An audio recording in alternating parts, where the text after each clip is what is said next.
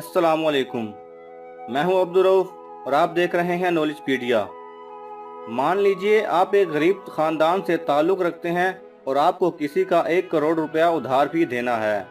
अगर इन हालात में कोई आपको पैसा छापने वाली मशीन दे दे तो आप अपनी नौकरी, पढ़ाई या कारोबार सब छोड़कर दिन रात नोट छापने में लगे रहेंगे।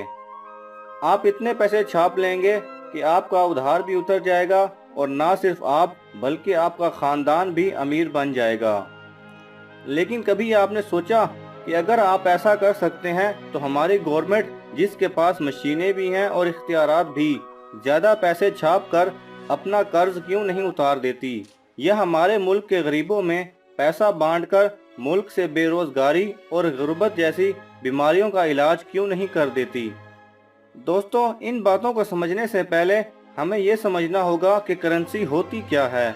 वीडियो में आगे बढ़ने से पहले आपसे इल्तमास है कि अगर आप हमें सपोर्ट करना चाहते हैं या मजीद ऐसी वीडियोस देखना चाहते हैं तो हमारे चैनल नॉलेजपीडिया को सब्सक्राइब कीजिए और साथ में बने बेल आइकन पर लाजमी क्लिक करें ताकि आपको हमारे हर नई आने वाली वीडियो का नोटिफिकेशन मिल सके। किसी भी मुल्क में करेंसी की वैल्यू तभी होती है जब आप उसके बदले कुछ खरीद सकें।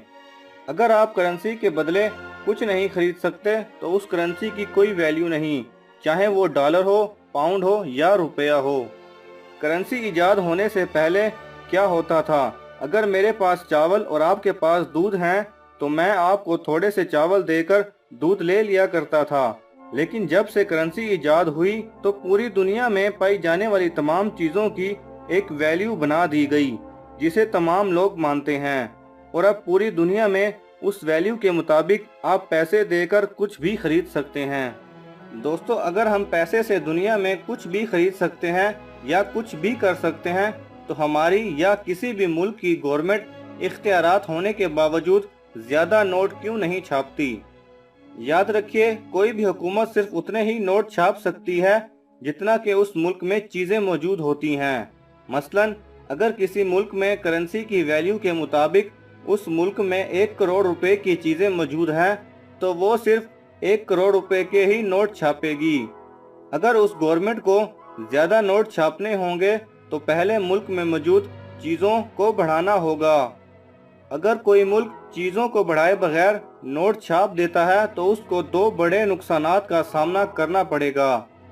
पहले नंबर पर जो उस मुल्क को नुकसान उठाना होगा वो महंगाई या इन्फ्लेशन है। अब महंगाई होगी कैसे, इसको एक मिसाल से समझते हैं। मान लीजिए किसी मुल्क में 2 लोग रहते हैं और उस मुल्क में 2 किलो चावल मौजूद हैं।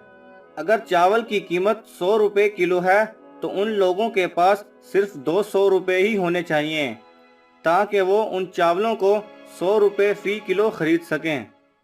अब अगर गवर्नमेंट ज़्यादा नोट छाप कर उन 2 लोगों को 5-5 हज़ार रुपये दे देती है तो वो लोग वही चावल जिन्हें वो पहले 100 रुपये में खरीद सकते थे अब 5,000 रुपये में खरीदेंगे।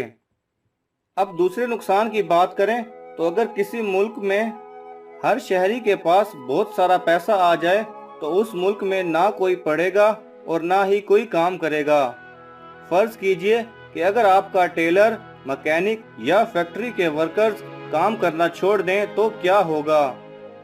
दोस्तों, 2001 में जिम्बाब्वे में बिल्कुल ऐसा ही हुआ था। जिम्बाब्वे के प्रेसिडेंट को लगा कि हमारे लोग बहुत गरीब हैं, क्यों ना हम मशीनें बनाएं और नोट छापना शुरू कर दें।